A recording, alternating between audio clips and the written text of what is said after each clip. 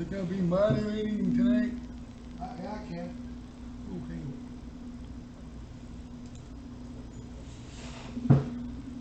So you're gonna be moderating tonight?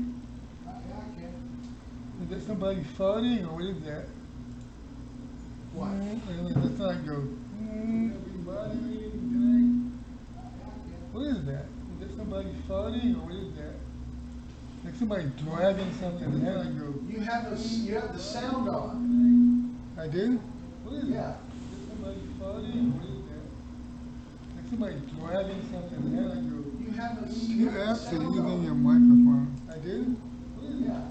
Somebody farting? What is that? Somebody dragging something. That's not good. You You have the actually sound using on. your microphone. I do? What is Yeah. that? Somebody farting? What is that?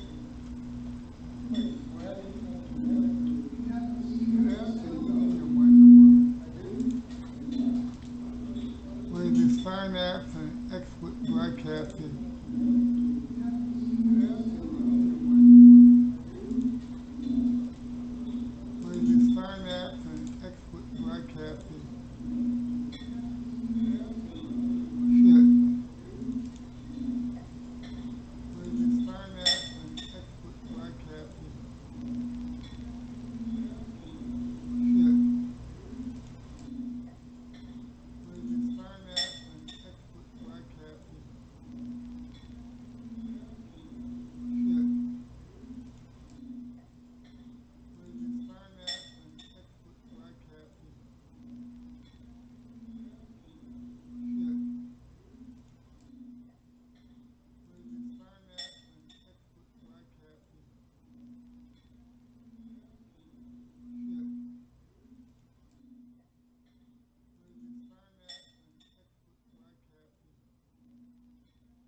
You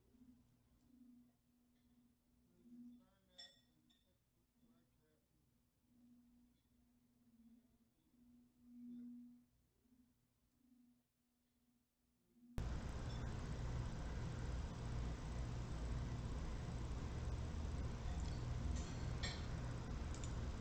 microphone. I do?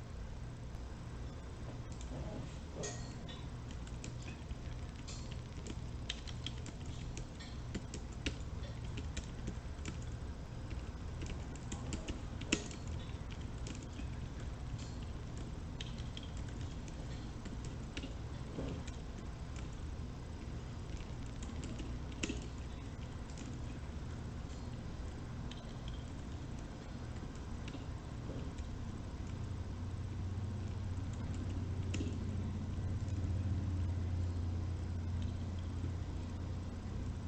I do? What is this sign apps and expert broadcasting? You actually using your microphone. Okay. So I was getting some microphone feedback here. I think it's because I had the YouTube channel up on the computer. So I'm gonna need some feedback from the guys if you can hear me.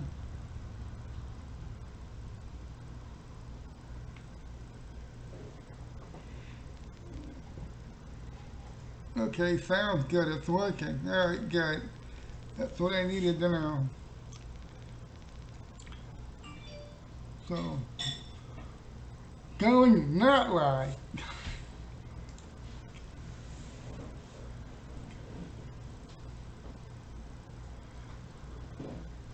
So it was I had the YouTube channel was up. Okay. The sound was on. I had to turn the sound off. So I'm making good note of that.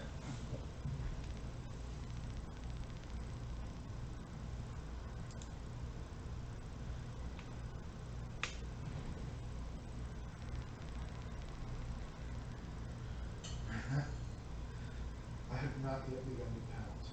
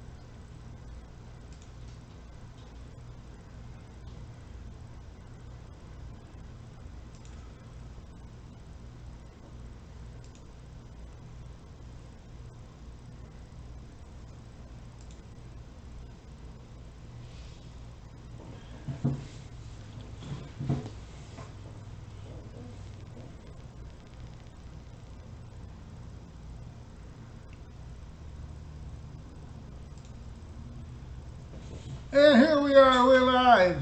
Right. Thanks everybody for coming out tonight, man. We got a great show today. Man, there's so much going on this past week. It's kind of hard to keep up with everything. So many things have dropped in the last 5 days. But I'm going to try to do a cover of all the major developments that happened since Monday. Okay. So the very first topic for tonight is the the fact that on Tuesday they declassified enough documents after 3.5 years now. They finally declassified enough documents that Spygate researchers were able to nail down who Christopher Steele named to the FBI as his primary subsource. You know, this is the fancy name they give to a confidential informant's main source for the information that he's providing. So, for years now, there's been intense speculation of who Steele got all these allegations from. The allegations that make up the Steele dossier.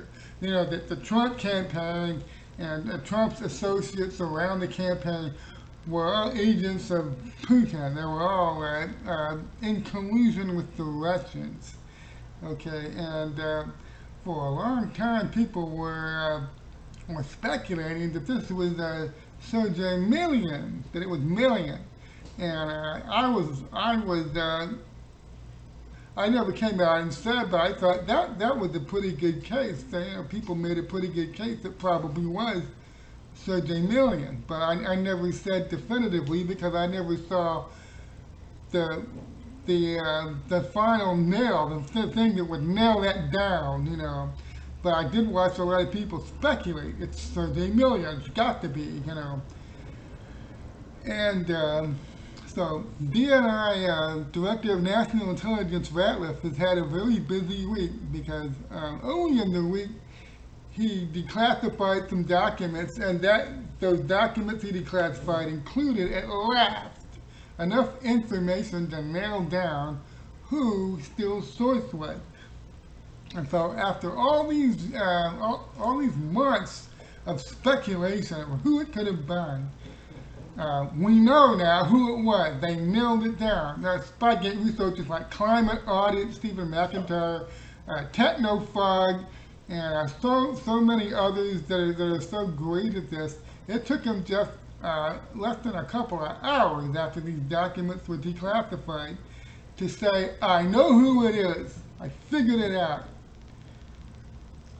And it turns out that the person that Christopher Steele named to the FBI as his primary subsource, who he described as someone who was highly connected in Moscow, somebody who was in Russian intelligence or very close to Russian intelligence and has high-ranking Russian government contacts. And this person turns out to be a guy named Igor Danchenko. And I remember the night this news broke, the very first thing internet search turned up is the fact that Igor Danchenko is, can't get more Russian than a name like that, Danchenko. Okay, he has been working since 2009 for the Brookings Institution. If you have any familiarity with Washington, D.C. and the culture there, then you know all about think tanks and how influential think tanks are. That there are a lot of people who make their living as experts, you know. And Danchenko has been making his living since 2009, rattling around Washington, D.C., hiring out his services to various think tanks and energy firms as a Russian expert or an analyst. And I was very quickly able to find numerous citations of him where reporters or people writing stories about Russia Russian themed stuff like energy development in Russia and things like that. They seek out Danchenko and he gives them a quote because he's a go-to guy. He understands Russia. He's Russian, of course, so he's been making a living for about 11 years now, since 2009, being a Russian expert for the media and writing research papers for the Brookings Institute. And, uh, now that we know who it was, the people looked into his background, all kinds of questions start coming up. Like, this guy left Russia in 1999 to dig into his background. Danchenko um, grew up in the Permian section of Russia, and he left in 1999 as part of what's called the Open World Program, which is a program that takes people from Eurasia and they come to the United States. It's like a cross-cultural program, and they come to the United States and they experience American culture and they live in America, and it's a cross-cultural exchange type thing. Well, he became what's known as a facilitator. He's the guy that helps countries like Russia and all the Eurasia countries select students and bring them to the United States. Top students, honor students, people that are go-getters, and probably he spent from 2000 from 1999 to about 2009. That's what he was doing, being a facilitator for the Open World Program here in the U.S. He's living in the United States since 1999. And when he moves on from that, I think from 2006 to 2009, he's earning a Master of Arts degree at Georgetown University. And as they have like a foreign service school or something like that. So he earns an MA degree at Georgetown for 3 years. And it's while he's at Georgetown, he starts working for the Brookings Institution, which is real big on foreign policy. And one of the people he's working with there is Fiona Hill. You may remember the name Fiona Hill. She was one of the key witnesses during that Ukraine impeachment farce that we had starting back in, that probably ran all the way from September all the way into January. Fiona Hill, very, very top foreign policy expert. Remember, she was like one of the NSA people up there in the White House. Okay, so Danchenko works at the Brookings Institution. He's writing research papers that have something to do with Russia, usually Russian energy. Okay, and the very first thing that a lot of people start wondering is if this guy has been in the U.S. since 1999, he hasn't been back to Mother Russia, and let's see, that's over 20 years. You know how much a country changes in 20 years? 21 years. That's a long time. If I used to live in the Virgin Islands, and I became very familiar with the place there, the government, the culture. But I was only there from 1990 to 1997. I left in 1997. That was a long time ago. That's like 23 years ago. Okay, but can you imagine if I was making my living going around selling my expertise in Virgin Islands culture, a place I haven't been to in 23 years, and people go, what's going on in the Virgin Islands? And I put myself forward as an expert, for a place I haven't spent any real time in for 23 years. This is the very first question that came up about Danchenko. How can this guy be up to speed on what's going on in Moscow and the Kremlin? How can he have, how can he be this guy still described as very connected, really highly placed? He has a network of sources that are very close to Putin and inside Western intelligence. And that's so the very first thing that happens is to go, this something doesn't look right here. Okay, and then you have to remember that from the Inspector General's report from last December, when the FBI finally got around to looking Danchenko up in January of 2017, and you have to remember the Carter Page FISA warrant was presented to the FISC, the Foreign Intelligence Surveillance Court, in late October of 2016. I think the date it was granted was October 28th, if I remember right. And the court granted that warrant, and it runs for 3 months. They get 3 months to do surveillance of Carter Page and all of his associates. So the warrant had to be renewed after 3 months. In January was the first renewal date. So it isn't until January 2017. I think Trump was already in the White House at this point. He's already been inaugurated. And the FBI finally sent several agents to find Danchenko and do an interview that they should have done back in October, to try to verify the information that supposedly came from Danchenko.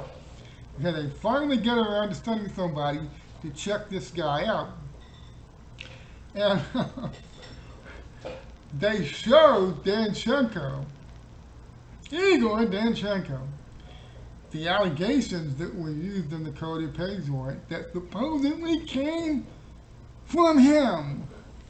And he looks at the stuff and he goes,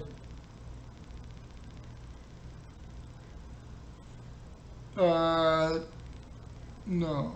Guys, look, I didn't tell Steele any of this. I mean, I don't know what to tell you. This is not, this was Bartok. This was just a couple of rumors that I was passing on. He's taken this stuff and he's stretched it. He's created a whole spy network based around me. That I have sources in Russia. Hell no, I didn't tell him any of this stuff.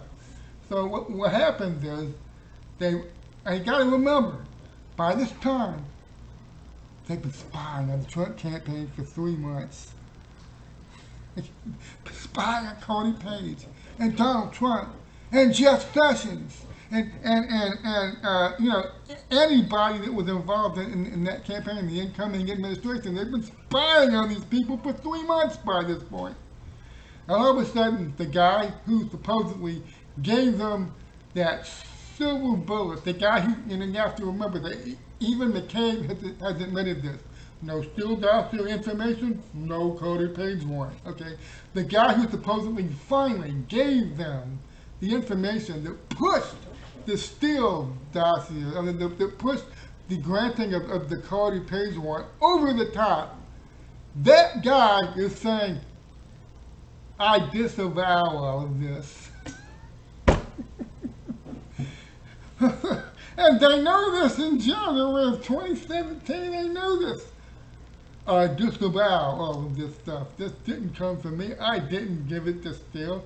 He may have taken some idle chat, we had over drinks in a bar, and he turned it into this. But look, I never told him this stuff. I never told him Carter Page was a Russian agent. I never told him, that he was offered, billions of dollars in Gazprom if he helped set up this stuff between the Trump campaign and the Russian government. I never told him any of this.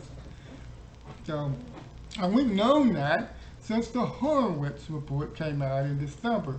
We've known that whoever the primary subsource was that supposedly gave Steele this Carter Page information that ended up in the dossier, whoever that was, he said, not me, man. I didn't give him this stuff. I don't know where he got it. He didn't get it from me.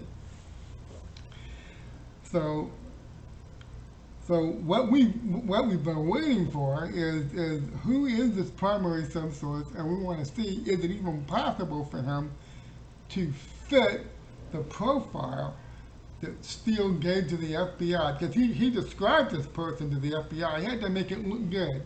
He had to make it sound plausible. This guy's really connected. I mean, he has his own network of sources back in Russia. And he names this guy who works for the Brookings Institution, who's like a Russian analyst for hire, who rattles around D.C. since, the early 2000s, you know, because being a Russian analyst, and there's no evidence he spent any real time back in Russia in decades. So, right there's two major things wrong with the story Trump sold to the FBI. The guy he named as the source says he's not the source. and then the guy hasn't been back to Russia in years. Okay, and we have to remember, why does this matter? Why does this matter? If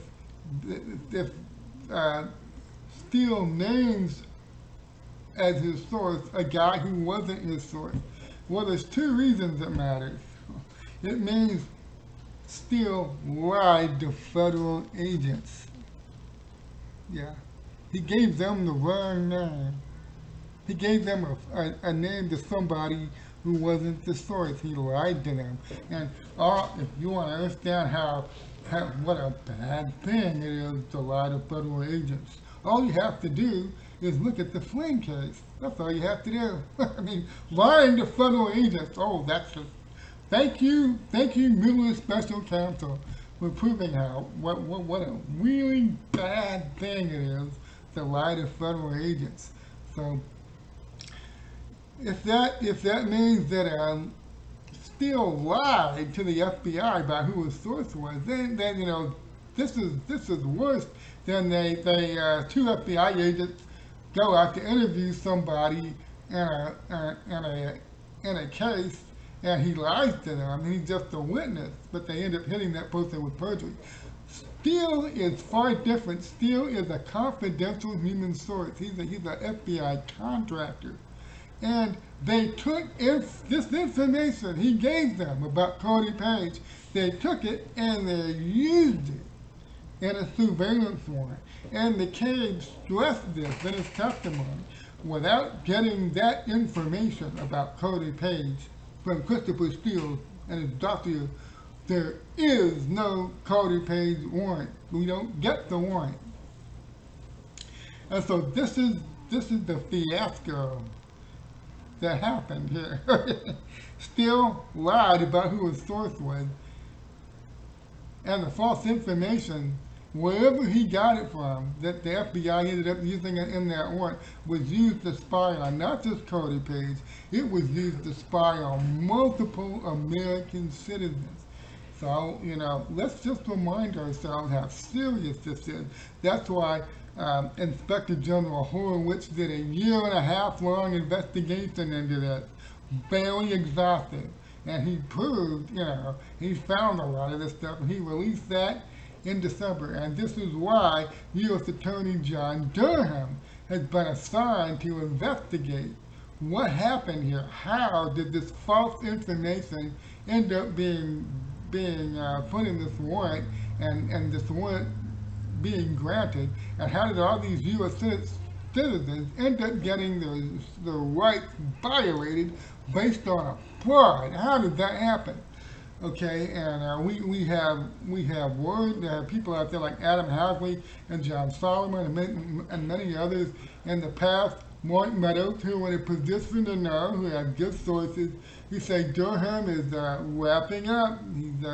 He's in the final stages right now. So it matters. It's important, and that Steele provided false information to the FBI that was used in a federal warrant to spy on American citizens. And it looks like he not only he not only passed on false information to the FBI, he lied about who gave him the information.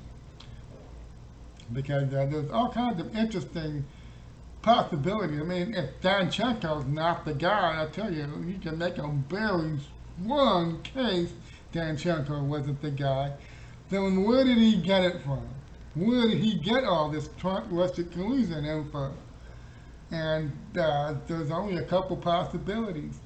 Uh, he made it up himself. And I don't think I don't really lean towards that one. Steele just made it up himself. But that's one possibility. The other second possibility is he gets it from Fusion GPS. He gets it from Glenn Simpson and Nellie Orr. And he's just a front man for stuff that's being passed to him by Fusion GPS. That's the second possibility. But there's a third possibility. And that's that he got this information from Stephen Harper. So Stephen Harper is like a big, ugly, fat Jack in the Box. He just pops up and all over Spygate, pops up on all these different places. Like a turd that won't flush. He just keeps showing up. Okay, and Steele and Harper have interactions. This is proven in the FBI documents.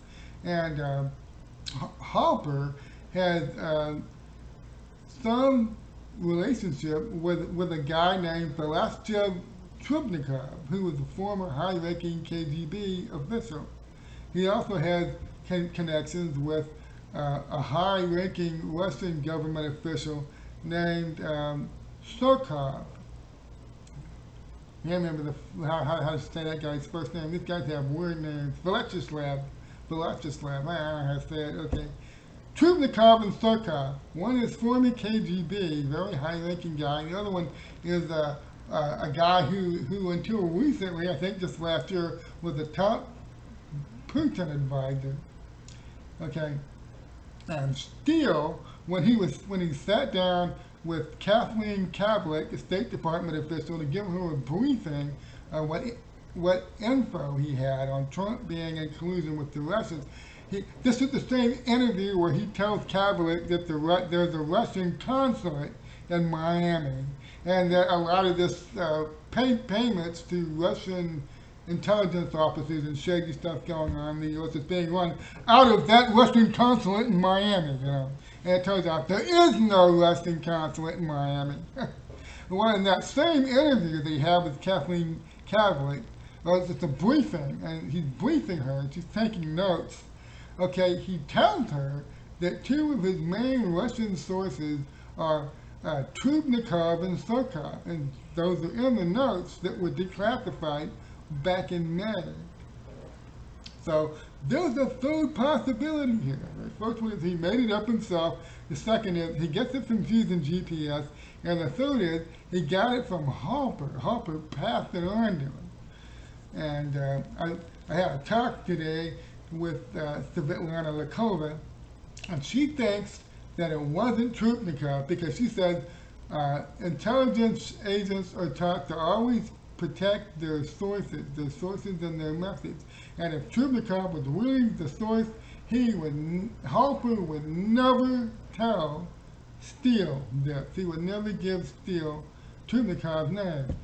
So what Svetlana believes is that Harper is the source. Harper made all this up himself, and that he just passed it to Steele as if it came from Trubnikov.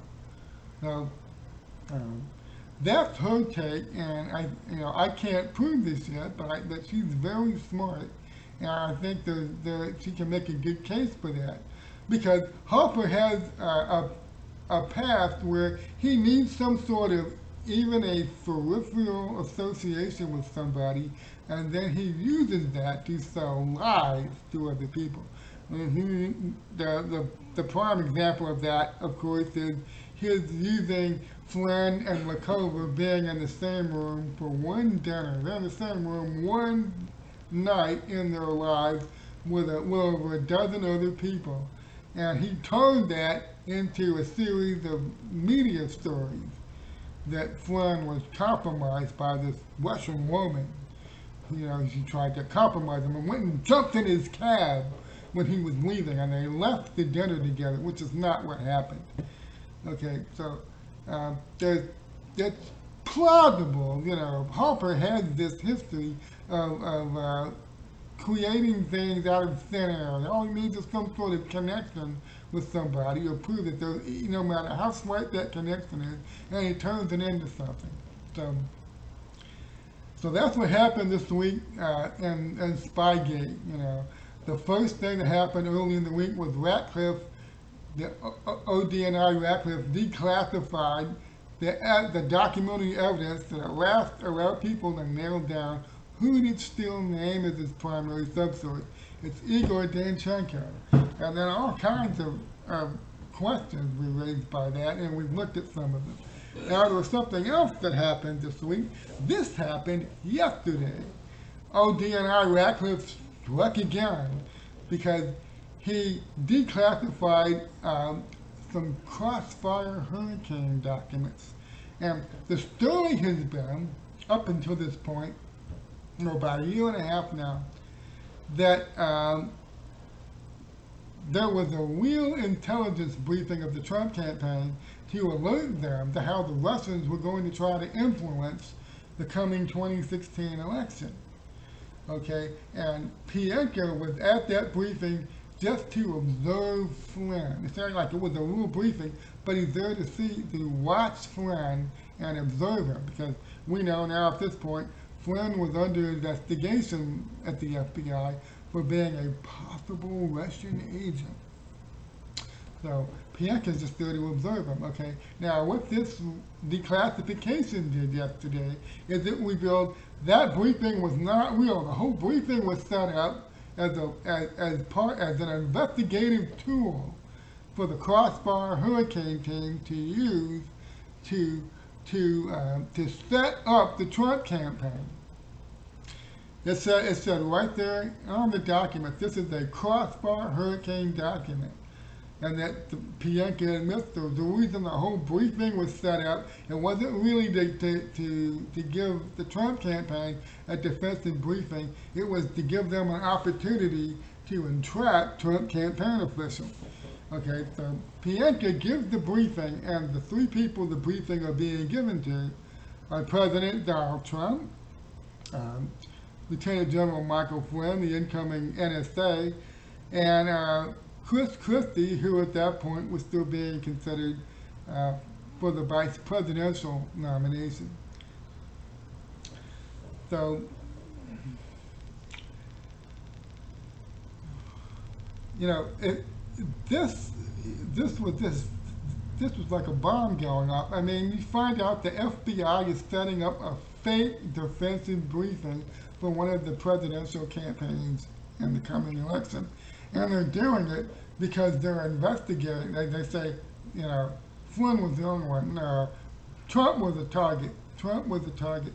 They're investigating the candidate, one of the candidates in the election, for being in collusion with the Russians.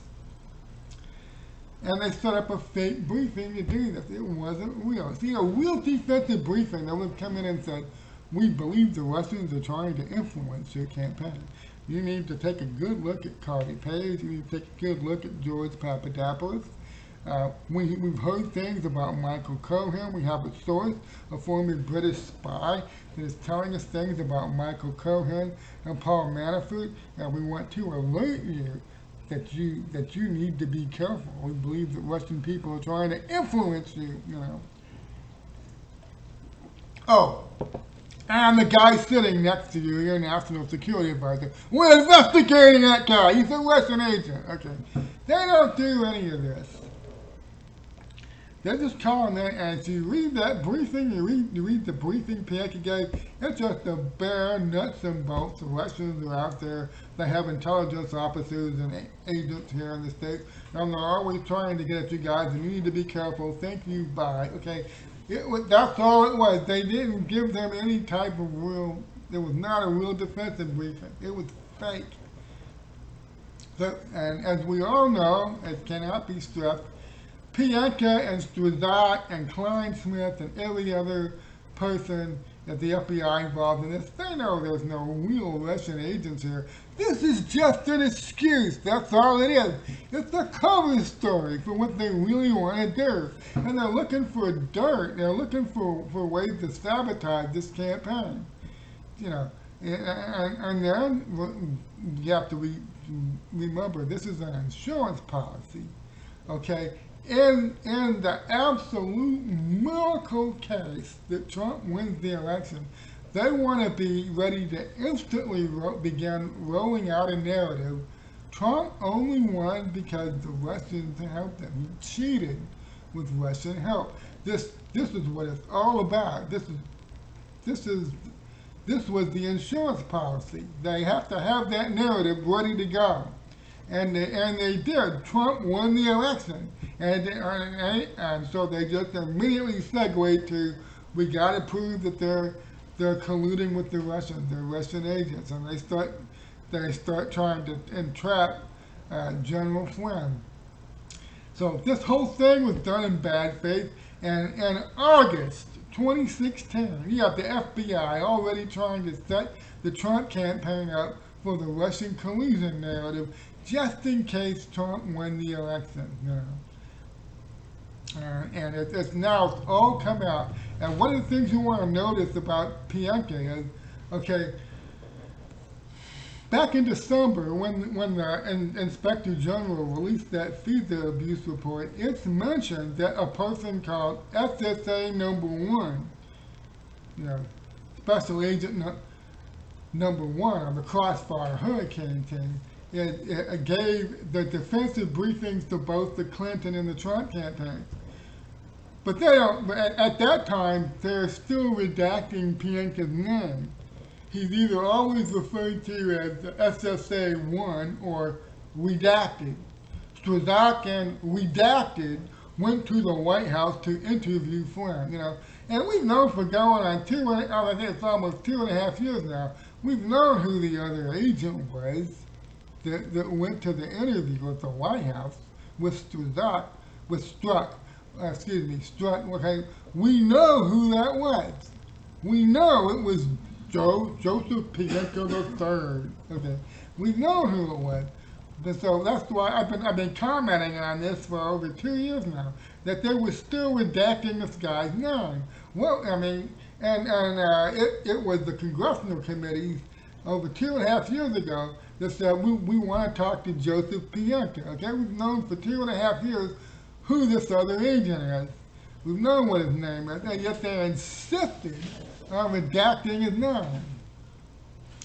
And Struck, you know, they never redacted his name after those text messages went public, and they dragged him out in front of a national audience for a congressional hearing, you know, where all those pictures were taken. He was looking like, you know, like he was possessed. Okay, and but Pientka, I mean, the contrast between how these two guys have been treated, I try to stress how vast the contrast it is. You know, Struck becomes a national figure. Everybody knows his face. Everybody watches his testimony.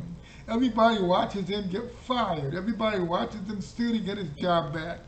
Okay, and Pientka, the other guy, the other main player in this, key FBI agent, the Yang to Struzak's Yang, okay, he's right there for all of this. Nothing. You have a hard time even finding a picture of this guy. They ghosted him so thoroughly, okay? And that's why,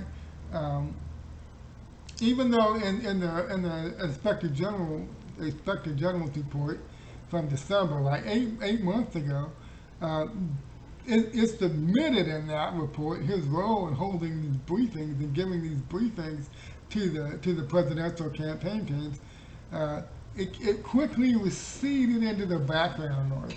I had techno fog actually had to remind me last night you know, this was in the IG report. I said, what? And he said, yeah, okay. And the, uh, he sent me the graphic and said, yeah, there it is. SSA-1 did the defensive briefings for the presidential campaigns. Yes, that's true. Okay, but nobody really, you know, and they still weren't saying, and this was all set up, it wasn't a real briefing to the Trump campaign. It was all part of the Crossfire Hurricane investigation, you know, looking to see if the Trump campaign was in bed with the Russians. Okay, and they didn't reveal that in December. That just came out yesterday. But I noticed that they're openly printing Pientka's name now. They're not trying to hide it. They're not trying to hide him anymore. So to me, after 2.5 years of asking, where in the world is FBI Special Agent Joseph Pientka? Okay, 2.5 years I've been asking this. Okay, finally, they're not hiding him anymore, and they did a declassification release yesterday that puts this guy right front and center of the Spygate scandal. You can't hide his role. You can't minimize his role. He's there, okay? And you get to read the document, the briefing documents yourself, to get to read about the briefing that he gave and the reasons for giving it. And, and so this is a huge tell to me that they're not hiding this guy anymore. They're not keeping him on the down low, so to speak. But for all this time, they've tried to keep the spotlight off this guy, to keep it off of it, okay? That declassification from yesterday tells me they're not keeping the spotlight off of him anymore. The fact they want the spotlight on this guy is very revealing. Okay? And this is happening at the same time we're suddenly hearing from Housley, from Solomon, from Mark Meadows. We're starting to hear, you know, it's going down. Okay, Durham is almost done. And deals are being made. People are talking. Okay, so that was an exciting week. Those two big declassifications happened this week. Okay, and there's still a week left in July. Who knows what's going to drop next week? Okay, so let's move on to our third topic for tonight, and that is Trump's exciting 8-week plan. Yes. See, last Friday, a week ago, when he had that big Rose Garden press conference where he announced all the regulations being cut, I think it was 25,000 pages of regulations have been cut from the Federal Register to help speed up the infrastructure package that he was announcing. At the very end of that speech, Trump said some things. He said some very interesting things. I want to post you the link. Let me find it in my bookmarks real quick. He said some things that were eye-opening. Okay, I'm gonna post the link in the chat. This isn't the video itself. This is some of the quotes from the video. Okay, the video itself I have right here. It's from a Carlos Alzuida link, and I believe he has the video queued to where Trump starts making these statements, and Trump says some fascinating things. He says he has an 8-week plan that's kicking off starting on Tuesday, and it was Friday, last Friday, and he's saying this. Friday was the 17th. July 17th, and so he says, next Tuesday, I'm going to kick off this 8-week plan. Okay, so the clock started ticking on Tuesday. That was the 21st, and today is the 24th. So that means we're like 3 days into Trump's 8-week plan. Now what he said about this 8-week plan that he spent years preparing. Okay, he said things like this. He said, things nobody ever contemplated. And he said, it's going to be a very exciting 8 weeks. I'm going to copy the image address here. Okay. I got a screenshot. I took it right at the moment he starts saying it's going to be a very exciting 8 weeks. So all this time, people have been watching Trump and going, when's he going to start doing something? When does it happen? When does it start? He told it. He announced it. He announced when it starts. He said, I have an 8-week plan. And it all starts next Tuesday. And of course, that was the day he did what? What happened on Tuesday? And the very first thing he did was he signed an executive order. And what was that executive order about? Well, he signed an executive order saying illegal immigrants will not be counted in the 2020 census. Now, the first thing some people tell me when Trump announced this is that what possible good does that do? Just to say we will not be counting illegal immigrants in the census. Okay, what good does that do? You don't sign your census form, right? You don't put your name and address on it. I mean, this is another thing people say. How do you keep illegals from voting? How do you tell that that's an illegal immigrant vote? You don't sign your ballot and put your name and address on it. Oh, this is useless. And I have to sit down and explain. Okay, Trump set this up years ago. And from when he entered office, he began setting this up. And it was over a year ago, it was last July 2019, he signed an executive order. See, okay, yeah, a little background. They tried to put a citizenship question on the 2020 census form. Remember that? And it went all the way to the Supreme Court. The Supreme Court said, no, you can't do that. You can't put a citizenship question on the census form for 2020. You can't do that. Okay. So Trump says, fine. That was useless anyway, asking illegal immigrants, just in case they bothered to fill the census form out, for them to self-identify that they were illegal immigrants. Okay, you won't let me do that? Fine. So what Trump did was, he went and signed an executive order that has all of the federal agencies, all of them, as in all of them, check their records for citizenship status and share their records with each other. And I'll tell you what, the federal government knows who's here illegally. Okay, and, well, not all of them, that's true. There are a lot of people that are off the radar, okay? But let me tell you what this record search did. It showed the federal government the exact number of legal citizens in each county, in each state in America. That's what the federal records check did. And they started, Trump only announced it, that they were doing this just about a year ago, July 2019. They had a year to get this ready, okay? So they know the number of legal registered voters and the number of legal citizens living in each county in the United States. They know this information. It's in a database. Okay.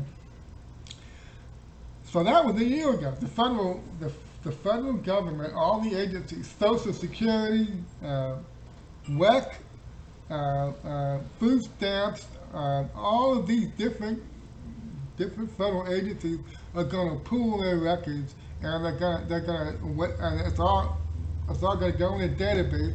Who was a citizen and who was not, and they have ways of making this determination. Okay, that was a year ago. Okay, and now on Tuesday, President Trump says, based on what we learned from our record searches for the last year, we're not going to count illegal immigrants in the census.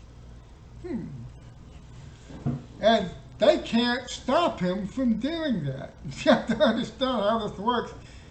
Okay, people immediately told me when Trump did this, well, you know, the liberals are just going to take him to court. They're just going to take him to court and they're going to block it, damn it. And it's not going to matter. And that Roberts is going to sign, he's going to side with, he's going to side with the Democrats and nothing's going to happen. Oh, okay. Look,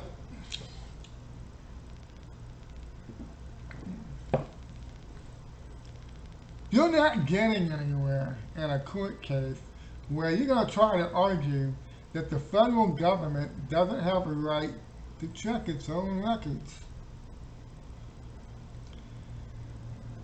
You're not going to get anywhere. You say, the Social Security Administration and the people who do the food stamps, they were sharing their information. Oh, this is terrible. This is a violation of civil rights. You're going to try to argue in front of the Supreme Court federal agencies can't check their own records to determine whether the person that is receiving these federal benefits is receiving them legally or not. You're going to try to argue they can't do that. Okay. Good luck. See, Trump, I do not know why people can't credit Trump with some intelligence.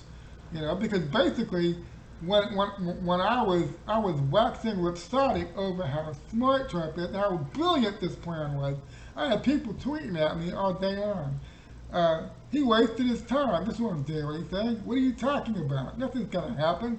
And I was like, there are people that think Trump wasted 2 years of his efforts, 2 years of his time, first doing the executive order and setting up all this federal records checking to determine legal status of just about everybody in America. He wasted his time doing that.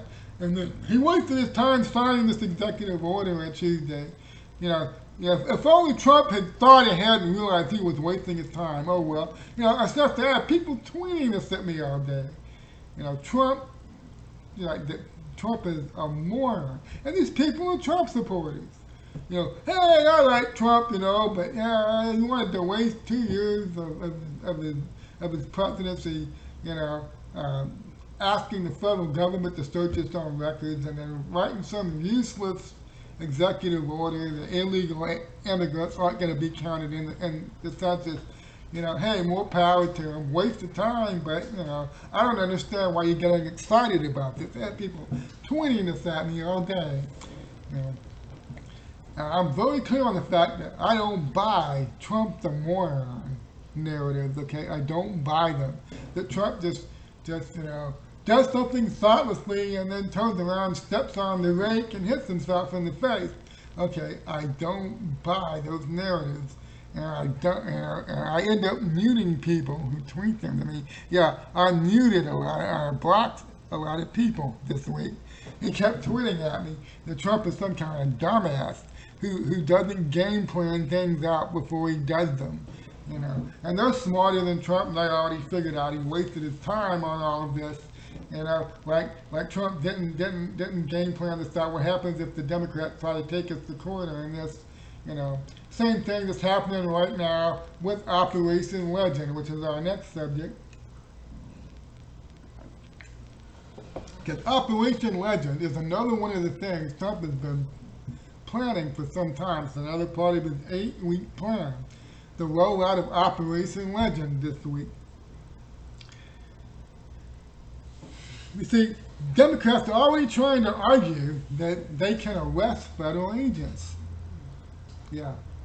They're already trying to argue that they can that state and local authorities can get in the way of federal agents trying to enforce federal law. They're already trying to argue this. And I want you to understand something. There are more than 200 years of established federal law about whether or not state and local authorities can arrest or impede federal agents who are enforcing federal law. Okay, and that is very well established precedent. I had somebody talking to me the other day saying, Well, what happens when the Democrats take this to the Supreme Court and John Roberts sides with the four liberals, and they rule that state authorities can arrest federal agents and they can throw them out of their state. And I said, well, if that happens, that's Roe v. Wade times a million. Okay, because what Roberts and the court have to do in that case is they have to take over 200 years of established law, clearly established case law, and they have to chuck it. They have to, I mean, Roe versus Wade was a huge shock to the system of this country. That was a ruling where the Supreme Court struck down abortion laws in all 50 states. Okay, this would be, on a scale of 1 to 10, Roe v. Wade would be a .001, a ruling that city officials in Seattle or Philadelphia can arrest federal agents for enforcing federal law. Would take our entire constitutional system and trash it. So I don't see John Roberts having the mojo to try to attempt that. Assuming that a case like this even makes it to the Supreme Court, okay, but because you would be arguing the entire federal system is invalid.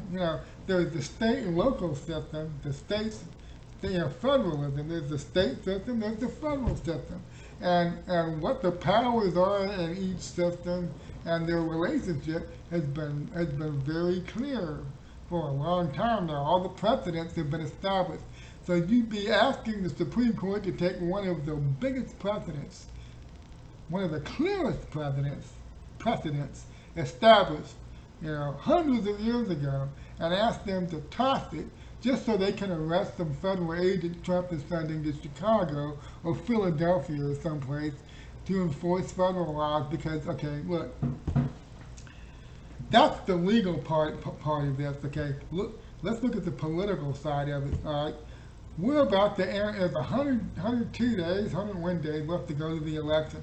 We're about to spend the next 100 days watching Democrats who clearly lost control of these cities, okay? In New York City, Chicago, Seattle, Portland. They've lost control. It's obvious. And while they're in the middle of losing control, while this is going on, they're defunding their police departments. And you have radicals on their city councils talking about disbanding the police department. And crime is spiking through the roof. A crime wave has hit many of these cities. Okay, and the mayors and the governors and the city council are all talking as if the police are the problem. They need to disband and defund the police, and this is insanity. Okay, all the sane people in these states are watching this. It's insane. You don't even need to explain to them that it's insane. They know it's insane. Okay, and this is why Trump is going to win. These people cannot defend what they're doing. They can't defend it. And that's what Operation Legend is all about. Trump is going to spend the next 100 days showing the same citizens in these cities that are trapped and their businesses are shuttered and they can't get out. They don't have any money. They're watching their mayor let what essentially amounts to armed gangs run amok in their city every night. And they can't get out. They don't have any money. Their businesses are shuttered. They can't go to church. They can't go outside. They have to wear a mask everywhere they go. Okay? And it's getting increasingly dangerous. They're letting all the criminals out of jail. They're letting all the criminals out of prison. And when people commit new crimes, they just let them go. They won't hold them in jail. It's getting increasingly dangerous in these cities. Okay? And while this is happening, they watch their mayor and their local leaders come out every day and babble about defunding the police and disbanding the police. Like the police are the problem. Don't worry, people. We're cracking down on the police, man. We're really putting those police officers in their place. Okay, And they're watching this insanity, and then there's Trump saying, I'm coming to help you. I want to bring sanity back to your city. I want to bring law and order back to your city.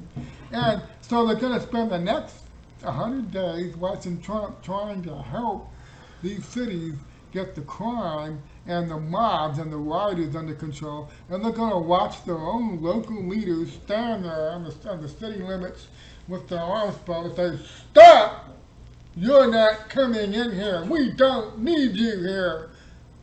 You know, we're just fine, thank you. We don't need you and your Gestapo here. You know, how dare you try to come in here, okay? You're going to watch this for 100 days. I'm telling you. You're going to watch this, okay?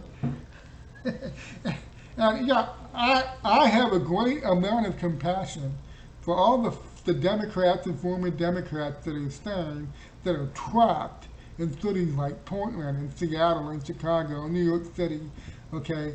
And I have compassion for these people, okay? They want help. They realize they're trapped in a desperate situation. Their own city leaders are essentially holding them hostage. And Trump is letting them know, he's saying, I see what they're doing to your city, and I'm not happy about it. And I'm not going to let them get away with this, you know, and I'm going to try to help.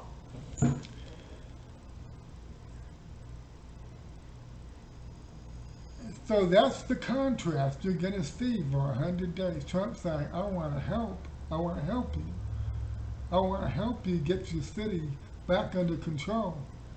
And they're going to be watching their Democratic mayor and their city council leaders going, what the hell is this guy talking about? Everything's fine here, okay? You know, 100 days of this. And it's sad. I know it's hard for a lot of people that are trapped in these cities. But look, getting rid of a cancer is painful. Chemotherapy is painful. All right, and I'm not gonna go to the voters in these blue cities and rub their face in it. Okay, ha ha ha! You deserve this. You know, I'm not gonna do that. I have compassion for these people. Okay, and we all should. Because they didn't know, you know, like 80% of the people, you know, that were eligible to vote in these cities don't vote in primaries and they don't vote in the general elections. They weren't paying attention, okay? And there's no point now rubbing their faces in it and saying, you deserve this, okay? Because I want to see these people vote for Trump in November. That's the key. That's the thing. Okay, exercising a cancer is painful, all right? And it's a good thing. Let me think of a way to say this correctly. Okay, it's a overall, and when people look back on this, even though this is a very painful and insane time in American history, it will be a good thing this happened because people finally woke up and things happened that goaded the Democratic Party and all these Democratic lunatics. I call them ideological lunatics. They were goaded into dropping their masks and showing everybody their real nature, who they really are, what they really want to do. Okay, and I guess what I'm trying to say is this had to happen. It had to happen. I know it's painful. I know it hurts. I know it's not fun, okay? But the Democratic Party for a long time now has been drifting away from reality, drifting away from America. It's been drifting away from being American, okay? It's turned into something horrible, all right? And it took this pandemic, and it took all these events in the last couple of months for this party to finally whip its mask off and show everybody that it is bang at the moon crazy, all right? And so we have a situation now where mayors and governors are simply holding their states and cities hostage, and they're standing down their police, and they're letting all this crime and rioting happen, and they're turning around and they're trying to blame Trump for it, okay? And it's painful, it's not fun, but I think in the long run, uh, millions of people who were asleep have woken up, and will see this on November 3rd. We'll see this when Trump wins this election, and people start taking power away from these ideological lunatics. See, because this is the only way things are going to change. Enough people were going to have to wake up and see, as I said several times before, it's only when like 10 to 15% of a community uh, are participating in the primaries and are setting up the ballots for the general elections in November. This is how a small group of radicals make sure that these ideological lunatics are on the ballot, and this is how they get elected into office. Because it's only like 10 to 15% of the community in these New York City, and places like that. That's how AOC gets on the ballot, okay? And this is how they've operated. But when that 80% that wasn't interested and wasn't paying attention, when they start getting involved, that 10 or 15% can't do shit, okay? They can't do anything when everybody gets involved. Okay, and so in the long run, even though it's painful right now and it hurts, in the long run, this is a positive development that the Democratic Party's been exposed like this, because millions of people will abandon it, and we'll start to see the effects of that this November, when a whole bunch of Democrats get voted out of office and they don't win their bids for elections or re-elections. It's going to be a seismic event. And it had to happen. It had to happen. So for the next 100 days, Democrats holding their cities hostage, turning around and blaming Trump, and then not letting him in to help as their cities get worse and worse and worse. Okay, the optics of that are going to lead to what I'm predicting. I call it a Trump slide. A Trump slide is an election landslide that is so big it defies description. And I believe that's what's coming. Over the next 100 days, that's one of the dynamics that's going to cause that. These Democratic governors and mayors holding their own states and cities hostage while blaming Trump for it. Okay, and there's another thing that Democrats are doing that's going to turn an awful lot of people against them that formerly supported them, and that's their relentless and frantic drive to keep the schools closed. Okay, this, you may wonder, why are they investing so much in keeping the schools closed? It's not just that they want to keep the COVID or CCP virus hysteria going to November. It's not just that.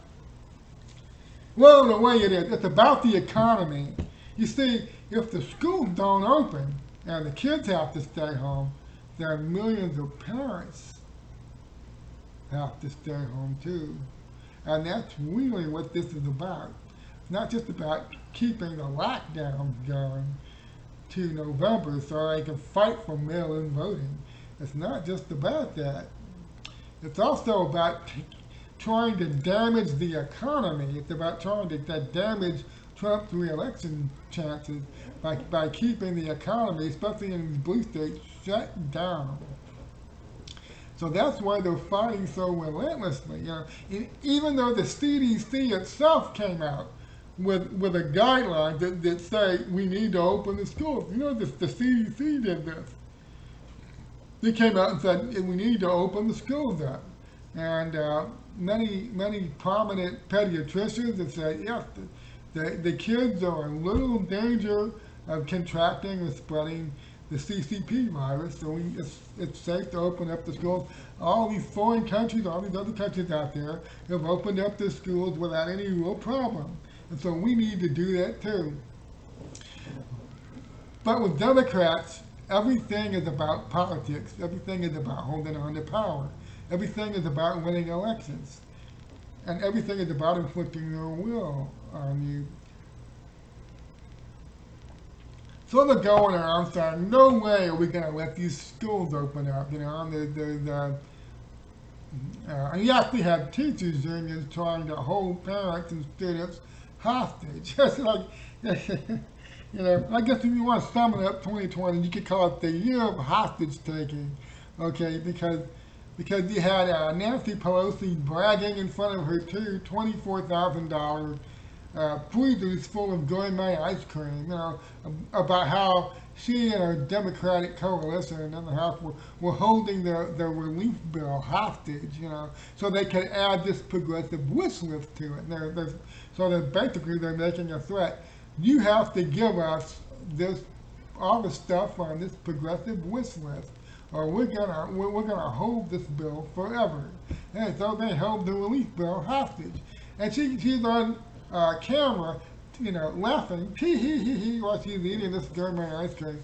You can't buy optics better than that. I mean, that was gold standard, man. And now they're holding their cities hostage. They're standing down the police. They're letting angry mobs run amok, tear down statues, you know, loot stores, destroy buildings, attack cops, and then we come to the schools. Now they're holding schools hostage. You have the LA County Teachers Union, the LA City Teachers Union coming out saying, why, sure, we'll open the schools up. All you have to do is give us this progressive wisdom. You need to give us health care for all. You need to defund the police. You know, they have this wish list. Sure, we'll open the schools up. You just need to do this, and that.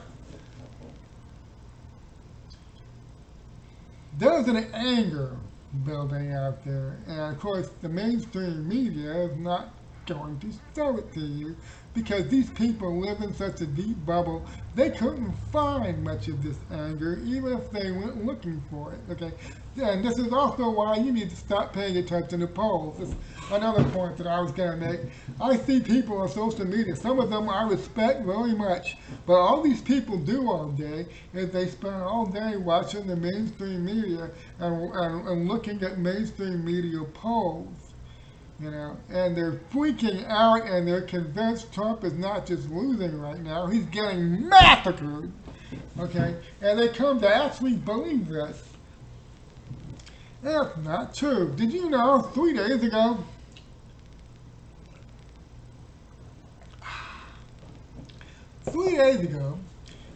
Trump did his first virtual fundraiser. He got 300,000 people. Over 300,000 people to tune into that thing, and he raised $20 million in like 2 or 3 hours. And then the next day, Joe Biden held a live stream with a healthcare giver, a question and answer live stream. And while it was live, they didn't even get 20 people to turn around and watch it.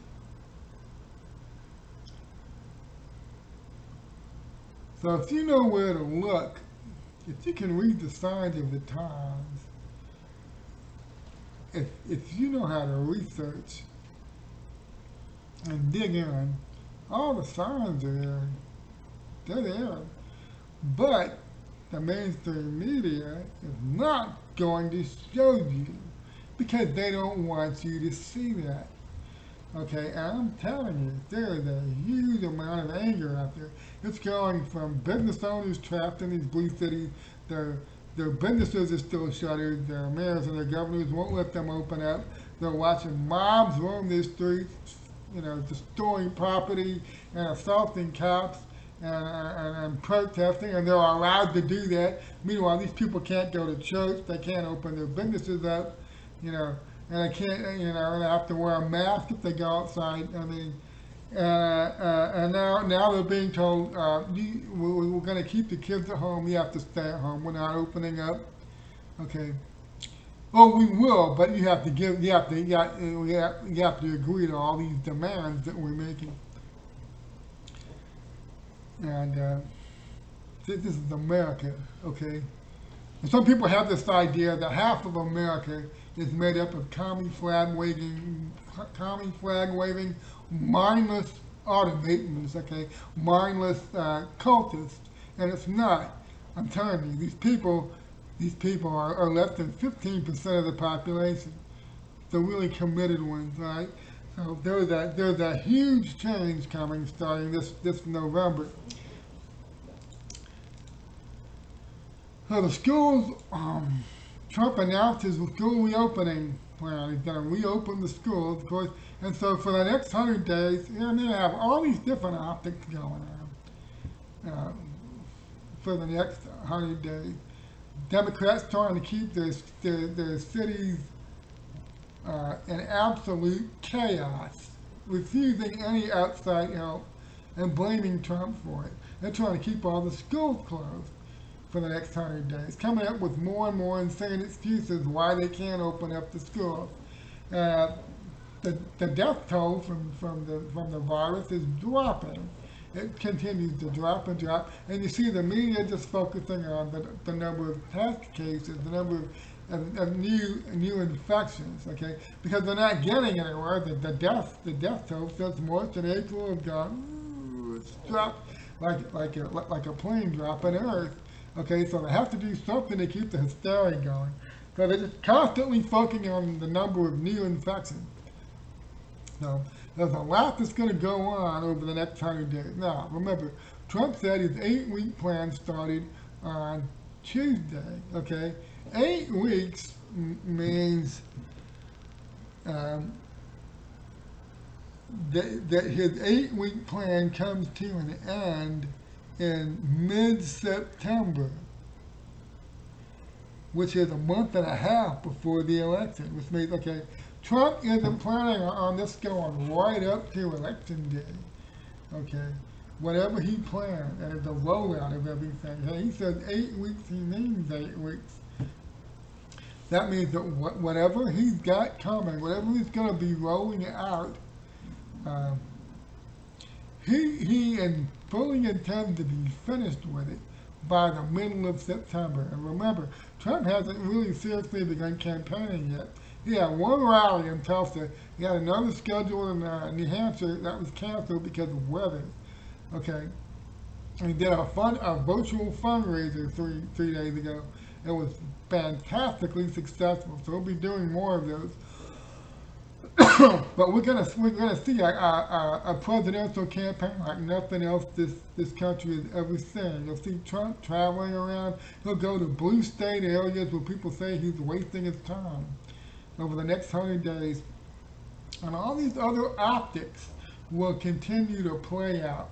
The Operation Legend optics, the school opening optics. These will continue to play out, and then whatever Trump has been holding back that he's ready to drop, as part of his 8-week plan, that'll be dropping over the next. It's not 100 days. It's more like 70 days. Over the next 70 days, 65 days. No, I calculated it in my head. I'm a little bad at math. 8 weeks is like mid-September. Okay, so he's got all these things he's planned to drop. And all these people acting like he's just some clueless ditz who has no idea what he's doing, and they're constantly shouting advice to him that he never takes. You notice I never do that. I never start talking about what Trump should do, okay? Because I know that I don't know enough to give this president advice. I know that I don't know. I know what I don't know. Yeah. And there's a lot of conservative punditry out there that a large part of it is geared up towards telling Trump what he needs to do. You'll watch people for the past, 4 or 5 weeks screaming at Trump what he needs to do to handle these mobs and whatever. Okay, and they act like Trump is a passive guy. He gets up off his ass and does something when the situation gets desperate. All right. They just revealed something today that shows that all of these DHS and federal teams that are being dispatched to these cities, they were dispatched before July 4th. before Trump ever gave that speech at Mount Rushmore. These federal troops were, these federal units were already being dispatched. They were already in place weeks ago. Okay? And so while everybody was screaming for Trump to do something, all this movement was happening behind the scenes, and they weren't telling you about it. And as I've said for many years now, Trump doesn't tell you what he's really doing because he can't tell you what he's really doing. Because if he was dumb enough to tell you what he was really doing, he'd be George Bush. And Trump is not George Bush. Trump does not let his enemies and his dumb friends get into a position where they can sabotage what he's trying to do. This president is a master of information warfare. You know? So when people were screaming, he's not doing anything. When's he going to do something about these mobs in the streets? Way back before July 4th, he already had all the pieces moving around the board. He just wasn't talking about it publicly, you know. And so, I agree with President Trump that this is going to be an amazing 8 weeks.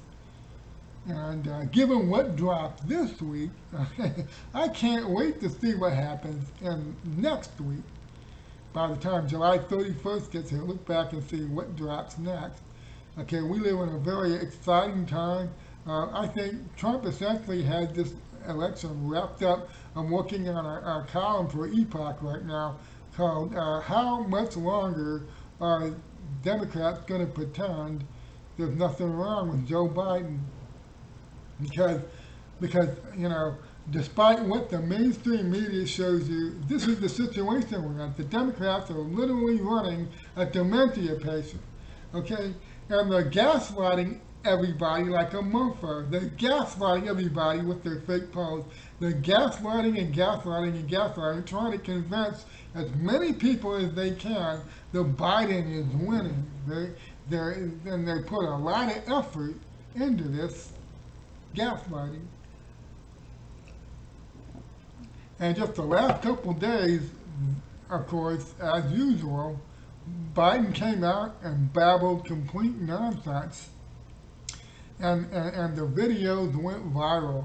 But look, they're never going to admit this. They're going to keep going right to the bitter end. They're going to gaslight and gaslight and gaslight, okay? But it doesn't matter. It doesn't matter. They can't hide the fact that this guy is a babbling dementia patient. They can act like nobody can see it. They can pretend nobody can see it. But everybody sees it. Everybody knows it. And there's going to be some things that are going to happen over the next 100 days. As much as they try to hide this guy, you know, and try to limit his appearances, even in the limited and tightly scripted appearances he's having, he still says completely insane and nonsensical things. So, we've got 100 days to go. Keep the faith, hold fast, don't watch the fake news media, don't look at their fake polls, put your faith in Trump. Trump knows what he's doing, all right? Trump has a plan, right? Trump has been setting this plan up for 3.5 years now. The goal they got hit on Tuesday, okay? We haven't even had one full week of this 8-week period yet. Okay, I plan on doing at least one live stream a week where we'll go over the unfolding plan. And I'm hoping that when we look back in mid-September, when the last day of the 8 weeks has passed, we'll look back and we'll see what Trump was getting ready to drop. There's all kinds of things that are ready to drop. There's stuff about China. There's stuff about Hunter and Joe Biden and China and in Ukraine. Okay, there's all kinds of stuff that may hold back. Yes, Trump's waiting to drop it. And then Durham is coming at some point. not too far off. I'm very sure. Okay. So there's a lot to look forward to, and yet if you follow some of these accounts on social media, you'd be depressed right now. All they talk about is the fake news gaslighting and how outraged they are about it, and the fake news posts, and and how and they see people talk themselves into being depressed. Okay, look, this is not a time to be depressed. All right, this is not a time to be fearful. We're living in an amazing time that Trump knows what he's doing. A plan is unfolding, okay? And in the other corner are people who are literally holding their cities hostage, and they're running a babbling dementia patient, all right? Okay. So don't pay attention to the fake news media. All right, that's our show for tonight. Thank you for tuning in, and God bless. I just want to leave you with this. And that's from one of my favorite movies. Okay, long live the fighters. All right, there are a lot of people out there trying every day. They get on social media and they try to talk people into being depressed, and they start trying to get people to panic. You know, and what we need to remember is Trump is a fighter. Trump Trump knows what he's doing, and he had this election wrapped up. Oh, one more thing before I go. Um, Rasmussen, one of the most accurate posters out there, put out a result the other day. Trump's support among black voters is now more than 40%. That's black registered voters. Trump only got 8% of the black vote in 2016. If he's 40% now, I'm telling you, this election is over already. Okay, so yeah, I know it's tough. This has been a weird year. And if you sit there and watch this thing, you tell yourself, I don't let gaslighting get to me. But if you sit there and watch it all day, it will affect you. So please take my advice. Don't watch the fake news media reports about Trump, and don't pay attention to their fake polls. Thank you. God bless you. And good night.